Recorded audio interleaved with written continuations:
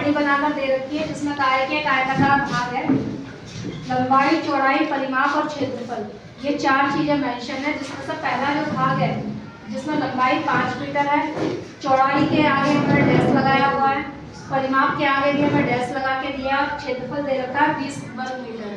ठीक है, इस तरह से ये दूसरा क्वेश्चन है जिसमें लंबाई पूछी गई है और यहाँ क्षेत्रफल पूछा गया है। तो इन सवालों को करने के लिए हमारे पास जो चीजें दे रखी होती है हम उनसे निकालते हैं। तो यहाँ पे देखिए मीटर में दे रखी है लंबाई और यहाँ दे रखा है हमारे पास क्षेत्रफल। तो सबसे पहले क्या करेंगे कि क्षेत्रफल का सूत्र लगाते हैं। ठीक है, और कैसा है भाग? आयत का, आयताकार भाग का क्षेत्रफल, यानी आयत के क्षेत्रफल का सूत्र क्या है हमारे पास, बताइएगा। आयत का क्षेत्रफल लंबाई गुणा चौड़ाई, लंबाई गुणा चौड़ाई हमारा सूत्र है। क्षेत्रफल के स्थान पर कितना रखें? 20 वर्ग मीटर। ठीक है, लंबाई के स्थान पर कितना रखें? 5 मीटर। चौड़ाई हम ऐसे ही छोड़ दें, चौड़ाई निकालेंगे, 5 को नीचे लाना पड़ेगा भाग में, 20/5 बराबर में क्या आ रहा है? चौड़ाई 5 और 20, यहाँ वर्ग मीटर है और यहाँ पर 1 मीटर है। तो हम देख सकते हैं कि मीटर में ये आंसर आएगा। चाहो तो यहाँ मात्रक भी लिख सकते हो, 20 वर्ग मीटर और ये मीटर। मीटर से इस वर्ग को काट दिया तो चौड़ाई का आंसर कितना आ गया? 4 मीटर। चौड़ाई बराबर आ गई हमारे पास 4 मीटर। ये वाली चीज हो गई खत्म।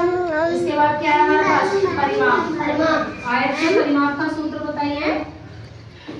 आयत का परिमाप सूत्र क्या होता है? आयत के परिमाप का लंबाई जमा चौड़ाई। अब हम क्या करेंगे? परिमाप निकालना है। 2 ऐसे ही रखते हैं, लंबाई के स्थान पर कितना रखते हैं? 5। चौड़ाई के स्थान पर अभी निकालिए 4। 5 और 4 तो आंसर आ गया इसका 18 मीटर। यानी हम ये दोनों भाग निकाल चुके, और ये वाला निकालेंगे जिसमें सिर्फ चौड़ाई और परिमाप दे रखा है हमें। ये पहला भाग हमारा खत्म हो गया। अब करेंगे हम दूसरा भाग। हमें दिया है आयत का परिमाप। आयत का परिमाप बराबर है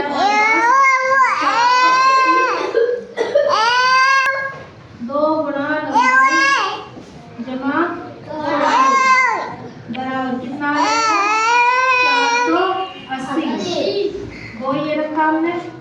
ठीक है, लंबाई को लंबाई रहने दिया। चौड़ाई कितनी दे रखी है सवाल में?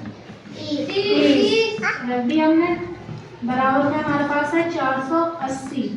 अब हम क्या करेंगे? इस 2 को भाग में ले जाएंगे तो हमारे पास आएगा लंबाई जमा 30 बराबर 480/2। इसको काटा 2 तो हमारे पास अब सवाल में आता है लंबाई बराबर यहाँ बचा 240 और ये वाला जो 30 है उधर ले जाके माइनस में कर दे, कितना रह जाएगा? 210। और मात्रक क्या बनेगा इसका? सेंटीमीटर। अब हमारे पास लंबाई भी आ गई। अब हमसे पूछा है इसका आयत का क्षेत्रफल। सूत्र लगाइए फिर से। आयत का क्षेत्रफल, क्षेत्रफल का सूत्र होता है हमारे पास लंबाई गुणा चौड़ाई। लंबाई हमारे पास है कितनी? अभी निकाली है 210।